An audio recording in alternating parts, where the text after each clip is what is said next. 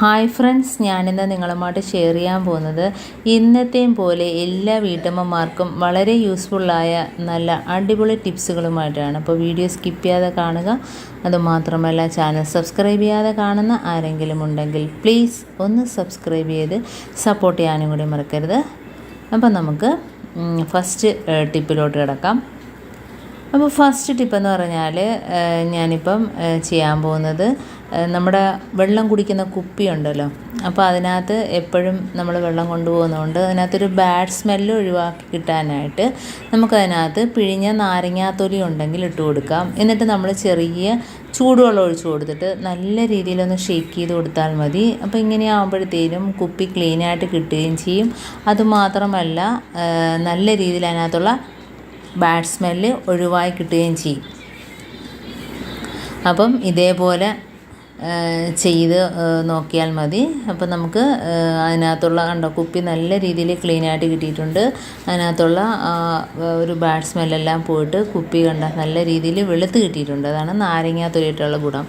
അടുത്ത ടിപ്പിലോട്ട് കിടക്കാം. അപ്പം നമ്മൾ കറികളൊക്കെ കൊണ്ടുപോകുന്ന ഡപ്പയുടെ മൂടി ഇതേപോലെ ലൂസാണെങ്കിൽ കറിയൊക്കെ ലീക്കായി പോലെ. അപ്പോൾ ഇതേപോലൊരു റബ്ബർ ബാൻഡ് ഇട്ട് കൊടുക്കുക. അപ്പോഴത്തേന് അതിൻ്റെ അടപ്പ് നല്ല ടൈറ്റായിട്ട് ഇരിക്കും. എന്നിട്ട് നമുക്ക് ധൈര്യമായിട്ട് അതിനകത്ത് കറി കൊണ്ടുപോകാം. കാരണം അല്ലെങ്കിൽ എല്ലാം ലീക്കായി പോവും. ഇതാകുമ്പോഴത്തേനും നല്ല രീതിയിൽ അടപ്പ് ടൈറ്റായിട്ടിരിക്കും. അപ്പോൾ ഇങ്ങനെ ചെയ്താൽ മതി. അപ്പം ഇതേപോലെ നമുക്ക് പെട്ടെന്നൊക്കെ കറി കൊണ്ടുപോകുമ്പോഴത്തേന് പോവുകയാണെങ്കിൽ ഇതേപോലെ ചെയ്ത് കൊടുത്താൽ നമുക്ക് ഒരു കുഴപ്പമില്ലാതെ കറി ഒഴിച്ചു കൊണ്ടുപോകാം. അടുത്ത ടിപ്പിലോട്ട് കിടക്കാം. അപ്പോൾ നമ്മൾ ഇതേപോലെ കപ്പയ്ക്കാണേലും പഴമാണേലും എന്താണേലും നമുക്കൊന്ന് പഴുക്കുന്നതിന് ഇതേപോലെ ഒരു കട്ടി കവറിനകത്തോട്ട് പൊതിഞ്ഞിട്ട് നമ്മൾ കബോർഡിനകത്ത് വെക്കുകയാണെങ്കിൽ നല്ല രീതിയിൽ പെട്ടെന്ന് തന്നെ 2-ൻ്റെന്നോ 3-ൻ്റെന്നോ പഴുത്ത് കിട്ടും. അപ്പോൾ എത്ര നമ്മൾ പഴുക്കാനായിട്ട് വെച്ചാലും പുറത്തിരുന്നാൽ പഴുക്കാത്ത പഴമൊക്കെ ഇതേപോലെ കബോർഡിനകത്ത് പൊതിഞ്ഞ് കടലാസിൽ പൊതിഞ്ഞിട്ട് കബോർഡിനകത്ത് വെച്ച് കൊടുക്കുകയാണെങ്കിൽ പെട്ടെന്ന് തന്നെ പഴുത്ത് കിട്ടും. പ്ലാസ്റ്റിക് കവറാണെങ്കിൽ ഒന്നുകൂടി നല്ലതായിരിക്കും. അടുത്ത ടിപ്പിലോട്ട് കിടക്കാം. അപ്പോൾ നമ്മൾ മിക്സിയൊക്കെ കറിയൊക്കെയൊക്കെ അരയ്ക്കുമ്പോഴത്തേനും ഇതേപോലെ അടപ്പ് ലൂസാണെങ്കിൽ അതിനകത്തുനിന്ന് മസാലയൊക്കെ തെറിച്ച് പോവും, കറിയൊക്കെ അരപ്പൊക്കെ തെറിച്ച് പോവും. അപ്പോൾ അങ്ങനെ ഇല്ലാതിരിക്കണമെങ്കിൽ ഇതേപോലെ ഒരു റബ്ബർ ബാൻഡ് അതിനടപ്പിനകത്ത് ഇട്ട് കൊടുത്തിട്ട് നമ്മൾ അരയ്ക്കുകയാണെങ്കിൽ അങ്ങനെ ഒരു ബുദ്ധിമുട്ട് നമുക്ക് ഉണ്ടാകത്തില്ല. അടുത്ത ടിപ്പിലോട്ട് കിടക്കാം. അപ്പോൾ നമ്മൾ ബാത്റൂമൊക്കെ ക്ലീൻ ആക്കണമെങ്കിൽ ഇതേപോലെ കുറച്ച് കഞ്ഞിവെള്ളം. അപ്പം ഞാൻ തലേ ദിവസത്തെ കഞ്ഞിവെള്ളമാണ് വെച്ചിരിക്കുന്നത്. അപ്പോൾ അതിൽ നിന്ന് കുറച്ചെടുത്തിട്ട് ഇനി നമുക്ക് അതിനകത്തോട്ടിട്ട് കൊടുക്കേണ്ടത് ബേക്കിംഗ് പൗഡറാണ്. അപ്പം നമുക്ക് എത്രമാത്രം ക്ലീൻ ആക്കാനുണ്ടോ അതനുസരിച്ചുള്ള അളവിൽ ബേക്കിംഗ് പൗഡർ ഇട്ട് കൊടുക്കാം. അതിനുശേഷം നമുക്ക് അതിനകത്തോട്ട് ഹാർപ്പിക്കാണ് ഞാൻ ഒഴിച്ചു കൊടുക്കുന്നത്.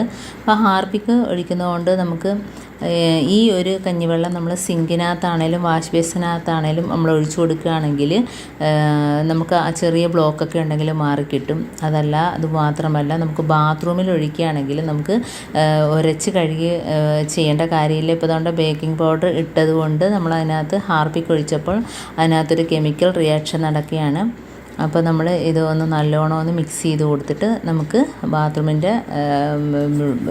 നമുക്ക് ടോയ്ലറ്റിനകത്തൊക്കെ ഒഴിച്ചു കൊടുക്കാം. അപ്പം നമുക്ക് ഉരച്ച് കഴുകുകയൊന്നും ചെയ്യേണ്ട. ഇങ്ങനെ ഒഴിച്ചതിന് ശേഷം ഒരു 2 മണിക്കൂർ നമ്മൾ ഇടുകയാണെങ്കിൽ നമുക്ക് നല്ല രീതിയിൽ ബാത്റൂം ക്ലീനായിട്ട് കിട്ടും. ഇപ്പം ഞാൻ സിങ്കിനകത്ത് ഒഴിക്കുകയാണ്. അപ്പോൾ അതിനകത്തുള്ള ബ്ലോക്ക് മാറിക്കിട്ടും.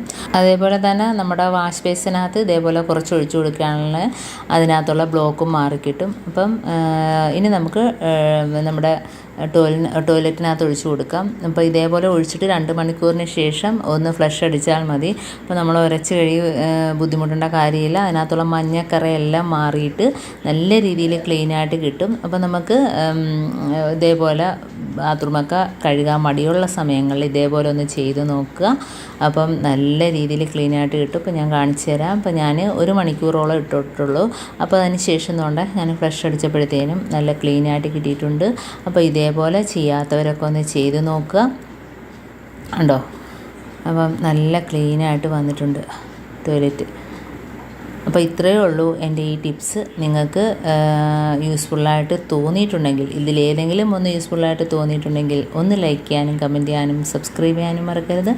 അതേപോലെ തന്നെ ബെല്ലൈക്കൻ എനേബിൾ ചെയ്യാനും മറക്കരുത്. എന്നാൽ മാത്രമേ ഞാനിടുന്ന ഓരോ വീഡിയോസും നിങ്ങളുടെ മുമ്പിൽ നോട്ടിഫിക്കേഷനായി എത്തുകയുള്ളൂ. അപ്പോൾ ഇനിയും നല്ല നല്ല ടിപ്സുകളുമായിട്ട് വീണ്ടും കാണാം. അതുവരേക്കും താങ്ക്സ് ഫോർ വാച്ചിങ്.